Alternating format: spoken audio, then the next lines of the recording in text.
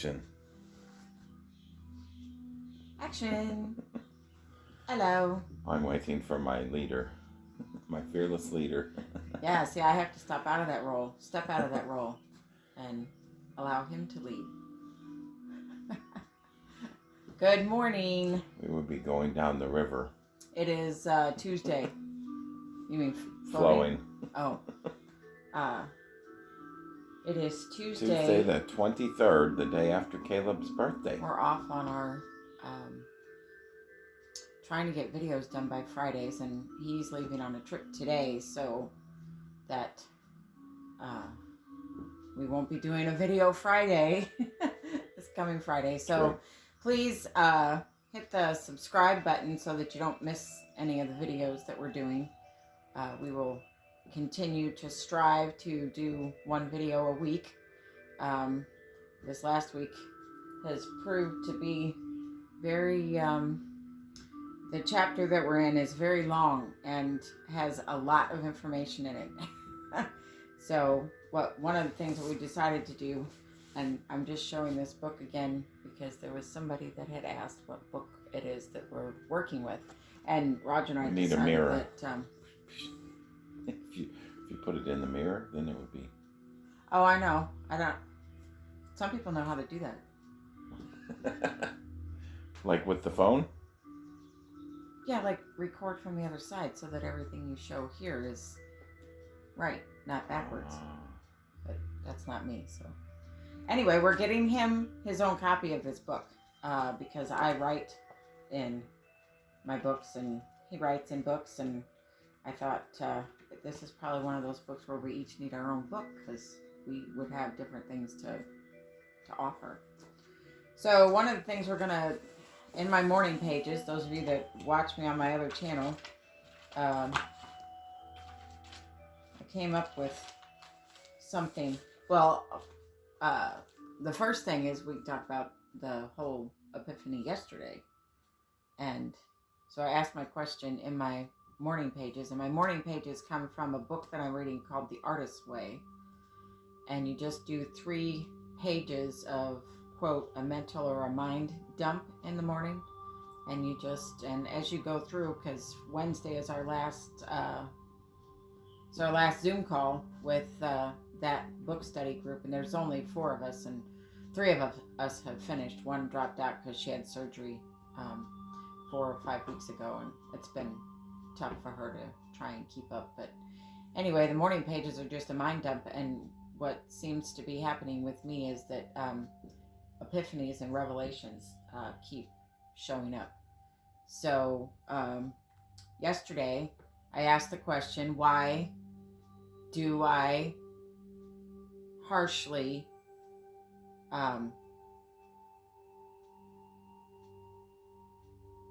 judge and try and control him?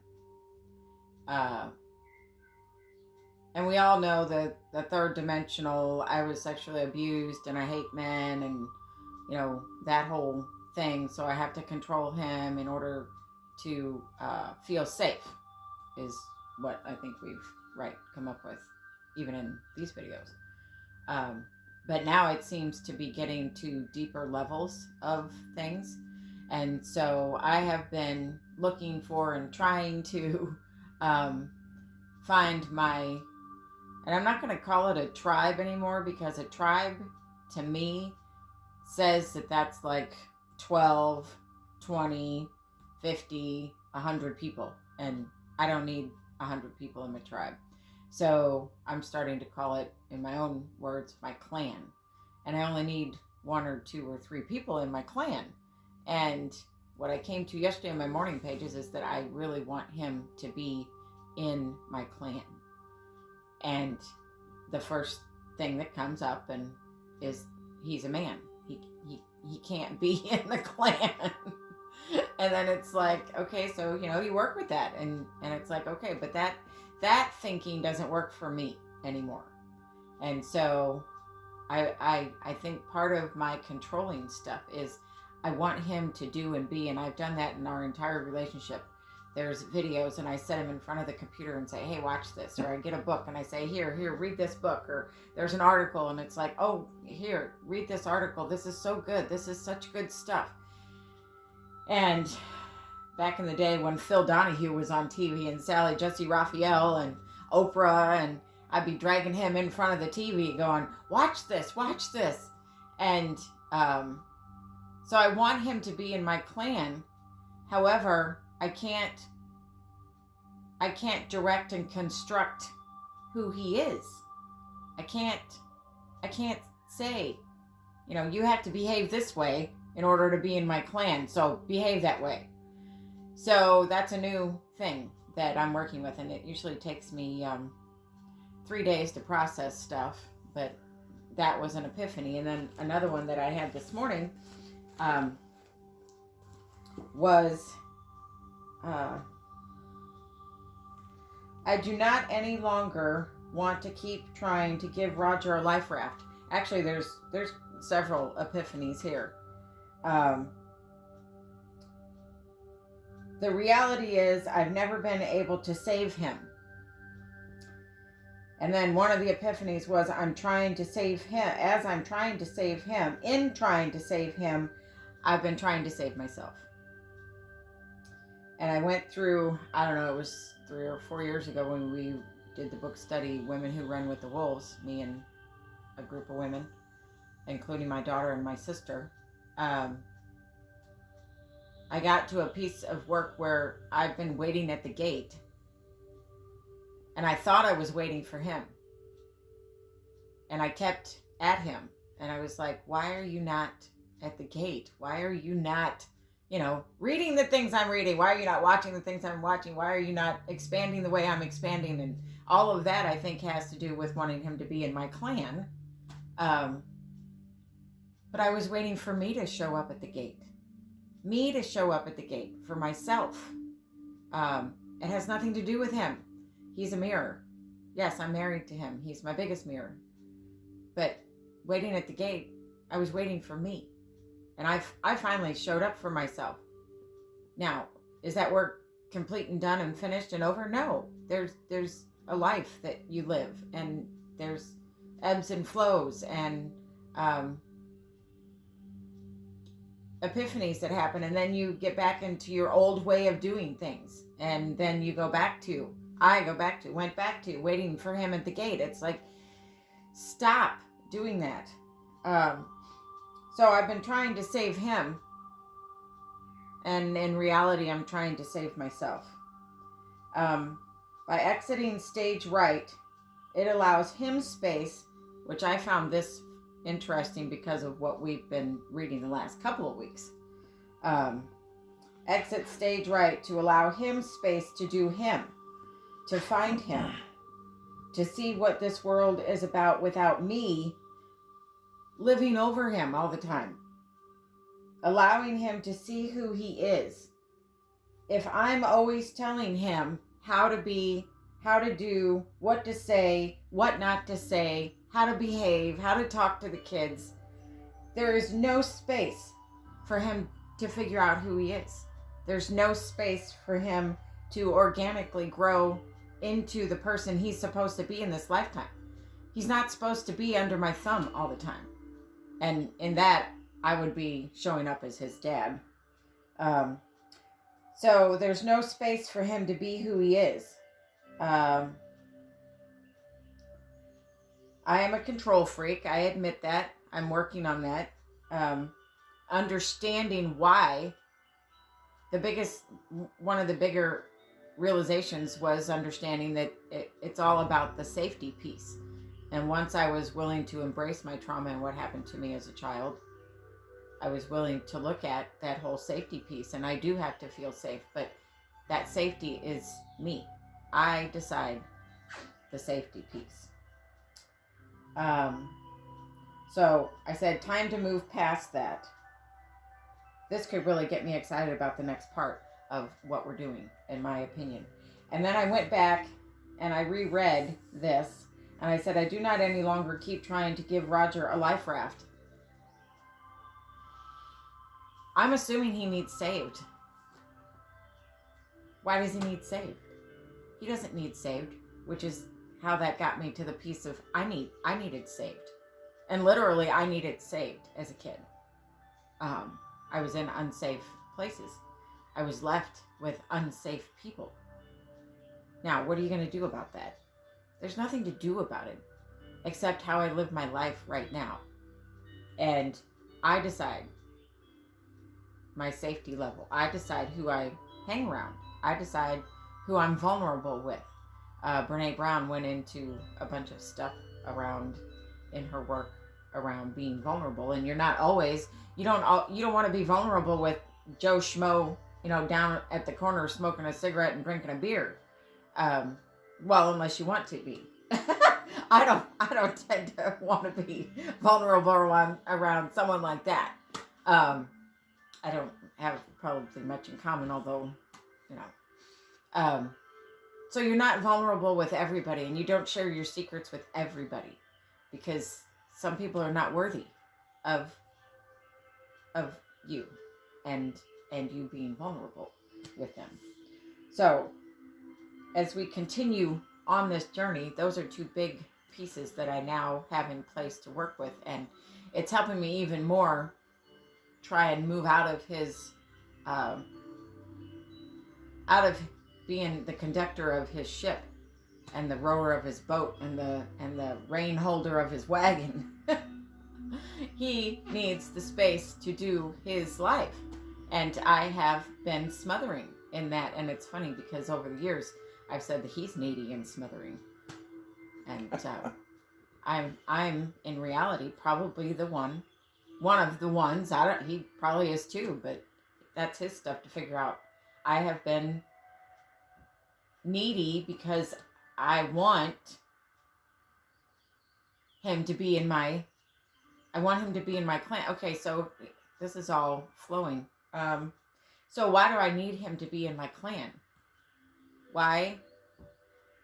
What if he's not? What does that mean? Where are the agreements that I've made about relationships, which is exactly what we were reading in the book yesterday, right? Yeah. The whole, what are my agreements around relationships? What are they supposed to be? What are they, and can we erase the chalkboard and start over? I think that's the exciting part for me, is that I know, and if you would have asked me a year ago, I wouldn't have been in the same place. I know I get to erase the chalkboard and redo and redefine. And so what if he's not in my clan? What is that about? So I have more work to do. I'm thinking as we're filming. I'm thinking, what if he's not in my clan? What does that mean? If you're in a relationship, do you have to be in each other's clan? I don't know. I'll give you the floor. What are your thoughts? Well, there was a lot of stuff in there. I know. It seems like it's coming more and more and faster and faster. It's funny because as I sit here and listen to you,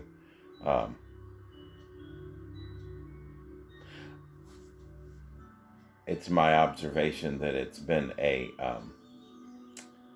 mirage for you, that you were in control of me.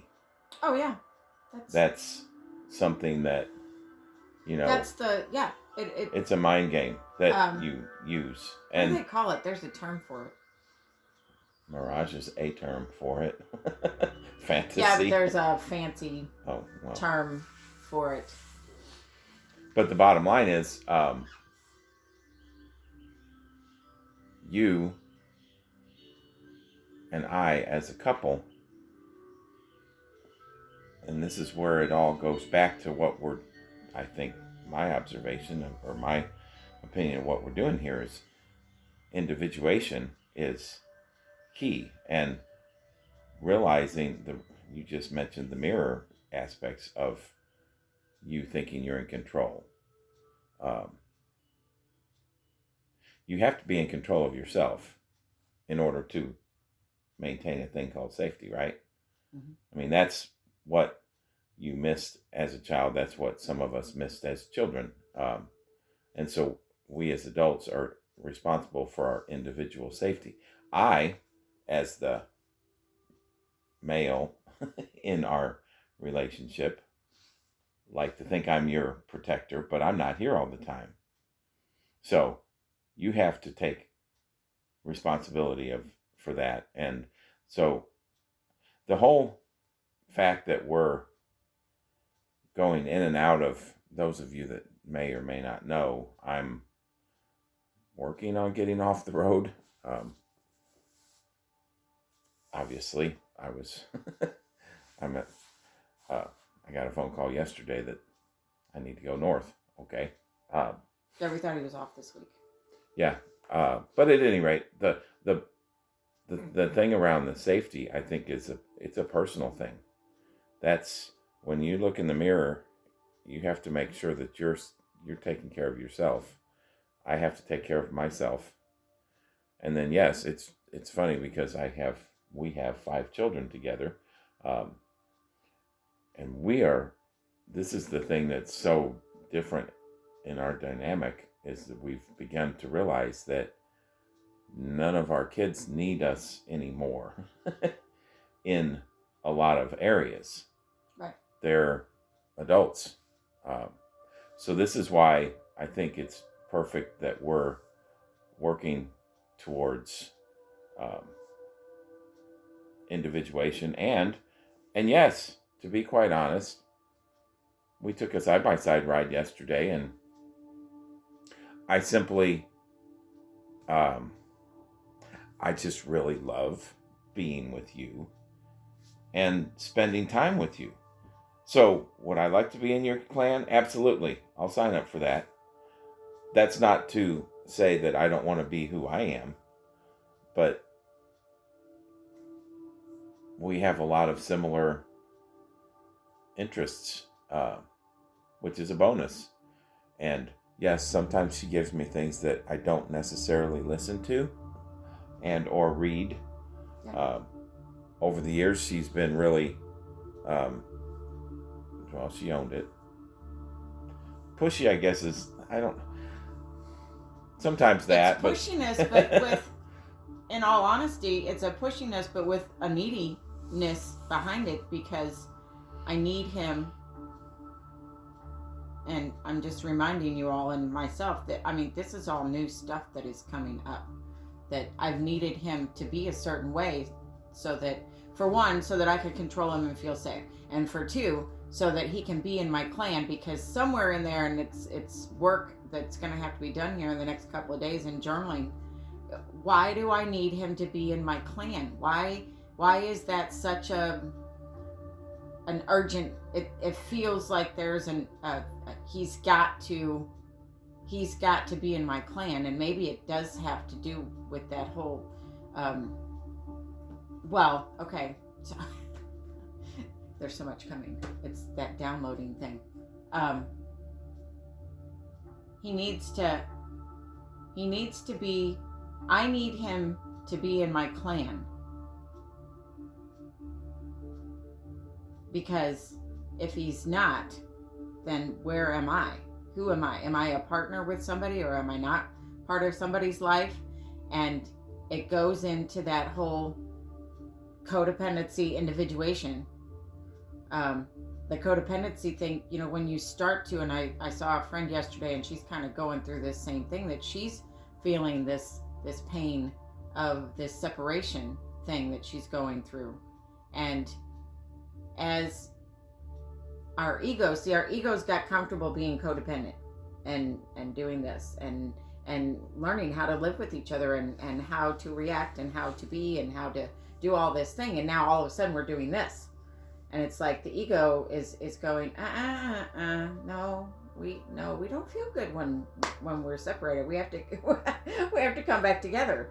And so this idea that I have, I think, is an old idea as I'm working with it, that he doesn't have to be in my clan. And what is that idea anyway? I just want people that I can have deep conversations with. and that get me and that ask the right questions. See, I went in a video of that, Have asking to the be right the right questions. questions. Asking the questions that actually you want to know the answers to. I'm a really good question asker. It's a good thing I'm a life coach and I do what I do because I'm interested, and I ask the questions because I'm interested. I'm really interested. I don't just say, "Oh, how's your day today?" and the person says, "Fine," and we go on about the interaction or whatever. It's I need people in my life that ask the right questions, and yes, they are the right questions. They are the questions that are asking and probing and looking and caring and connecting on a much deeper level than this third dimension. Those are the people that can be in my client. And there is one of the issues. I process things mentally. She processes things auditorily. So when I am conversating, I do a lot more thinking, and it drives her nuts. Well, So I'm getting more. I stop myself and I say, just give him time, give him space, yeah, to think, and that's part of the joy of being in a relationship is figuring out who that other person is. And just in the last 6 months, I would say, I have to stop being the tyrant. I have to stop being that person that I don't like anyway.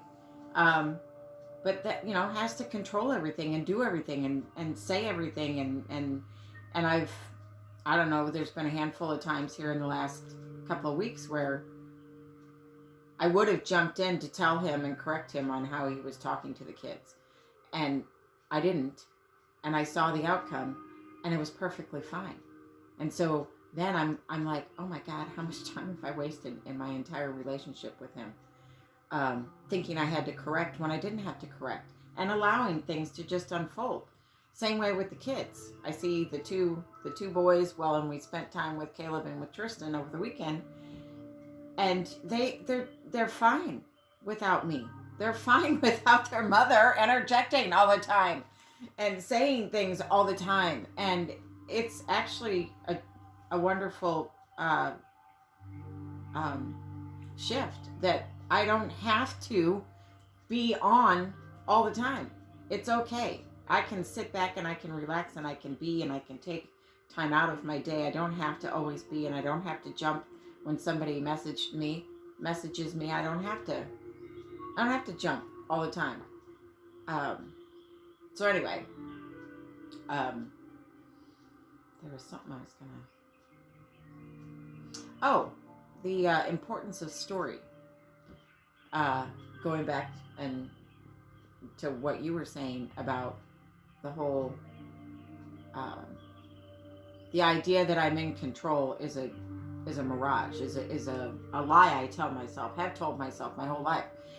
But I do want to go back and say to you all too that story of being in control kept me safe, in that it kept me out of doing things that weren't safe, so to speak.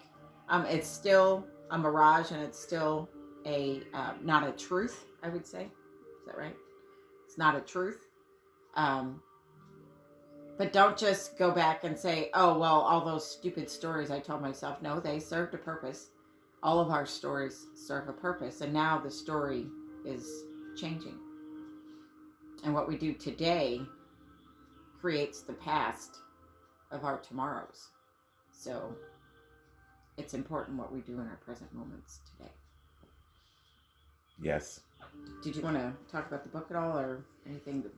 This chapter's long. This chapter is called The Secret of Healing, Chapter 4. Asking the proper questions is the central action of transformation.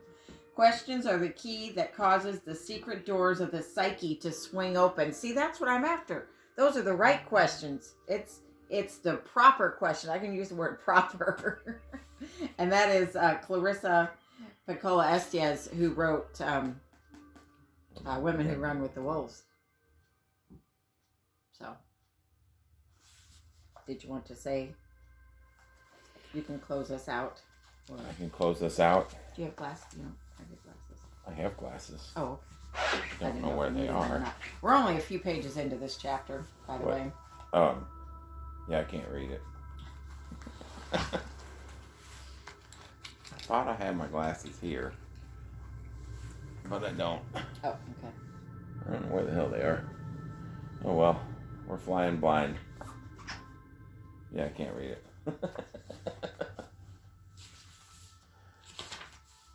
Was there? This was the one that talked about the So I'll just read you the. Go ahead. Go ahead. No, Oh, the captions would work. Healing the past. And this is where it gets into defining, what is my idea of a relationship, and he has to define his idea of a relationship. How many of us at 15 and 17 sat down with each other and said, okay, here's my guidelines for a good, healthy relationship? Nobody. Parallel and opposite behaviors. That's until we heal ourselves from the wounds of our childhoods, we often unconsciously fall into what we call parallel behavior or opposite behavior patterns in our relationships as adults. A parallel behavior is when we mirror what was modeled for us as children, and an opposite behavior is when we embrace the opposite of what we were shown growing up. So you always hear people, well, I always hear it in some of the circles I run in. I was sexually abused, but I'm never going to sexually abuse, my children or any other child. My parents drank, but I'm never going to be a drinker. My dad hit. I'm never going to hit. You can have some of those, right? What are some that you came out of your childhood with? I'm never going to leave my partner in this life. Yeah, never get divorced. You're never going to beat your wife. No. Like your dad did, your mother. Yeah. The hurt of past relationships, healing from domesticated ideas and outdated roles. Oh, we haven't read this part, have we? Well, I read these things just briefly the other day. Men should chase women while women should play coy. I learned that one. Did y'all learn that one? Women should be emotional and men should not share their feelings. Did you learn that one? Yeah. And then when you're emotional, you get shamed like for the it. antithesis of what's going on here. So I think I've recovered from that one. Oh, yeah. Men should be the financial provider and women should be the primary caretaker of children and home. Yes, we've lived that way. He makes the money. I stay home and have babies and make babies, and not by myself, but raise babies. If you could do that, you would probably have quite the... Masculine energy is powerful and in control, while feminine energy is soft and supportive.